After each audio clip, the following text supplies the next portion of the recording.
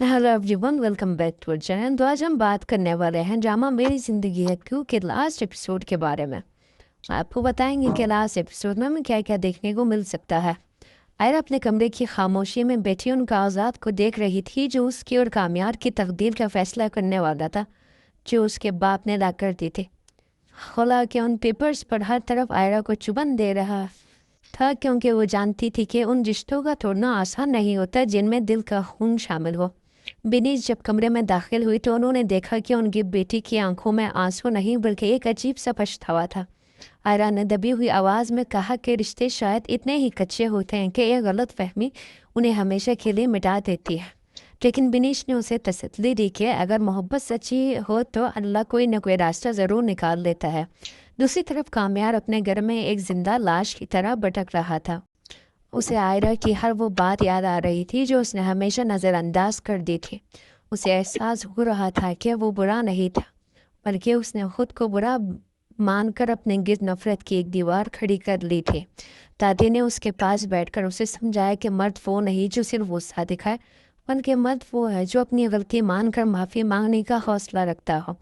कामयार को पहली बार महसूस हुआ कि आयरा के बगैर उसकी ज़िंदगी एक ऐसी सहरा की तरह है जहाँ सुकून का कोई ठिकाना नहीं। वहीं इरफान साहब जब तक अपनी अना और सख्ती के पीछे छुपे हुए थे, उनका दिल भी पिघलने लगा था।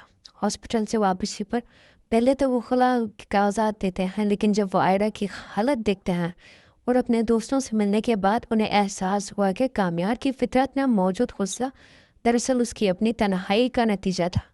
जब उन्होंने आयरा को चुप कर अपनी माँ से ये कहते हुए सुना कि वो कामयाब के बगैर अधूरी है और उस दिल से माफ़ कर चुकी है, तो इरफान साहब के बाप वाला दिल टूट गया। उन्हें लगा कि अपनी बेटी को बचाने की कोशिश में वो दरअसल उसे रोज़ थोड़ा थोड़ा मार रहे हैं। इरफान साहब ने एक बड़ा फैसला किया और अपने फ़ोन उठाकर कामयार को कॉल मिलाई। कामयार जो हैरान और परेशान था, इरफान साहब की आवाज़ सुनकर डर गया। लेकिन जब इरफान साहब ने नरम लहजे में कहा कि हम तुम्हारा इंतज़ार कर रहे हैं, तो कामयार के पांव तले से ज़मीन निकल गई। इरफान साहब ने अपनी गलती तस्लीम की और कामयार को फ़ौरन कर बुलाया।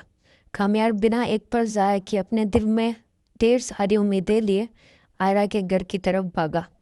जब कामयार लॉन्च में दाखिल हुआ तो आयरा उसे देखकर दंग रह गई। कामयार ने पूरी फैमिली के सामने आयरा के सामने झुककर अपने गुनाहों की माफ़ी मांगी और वादा किया कि वह कभी उसे रोने नहीं देगा। इरफान साहब ने कामयार को उठाया और उसे गले लगाते हुए कि उन्होंने बेटी का घर तोड़ने को नहीं बल्कि उसे संवारने का फैसला किया है। उन्होंने कामयार का हाथ आयरा के हाथ में दिया और उसे हमेशा खुश रहने की हिदायत दी। और इस तरह हमारे ड्रामे का एंड होगा।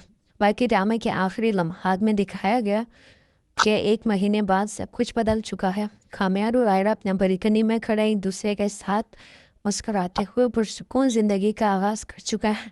फैमिलीज की सुलह ने हर तरफ खुशियाँ भर दी हैं। आयरा ने अपने मुस्कुराते हुए कहा कि मोहब्बत में सब्र का फल हमेशा मीठा होता है।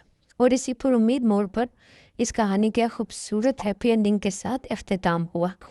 बाकी हाइट्स की प्रेडिक्शन हमारी यहाँ तक थी। अगर आपको वीडियो पसंद आई हो तो लाइक कमेंट शेयर ज़रूर कीजिएगा और इसी तरह मज़ीद वीडियोस देखने के लिए हमारे चैनल को सब्सक्राइब कीजिए। बाकी अगली वीडियो तक के लिए अल्लाह हाफिज़।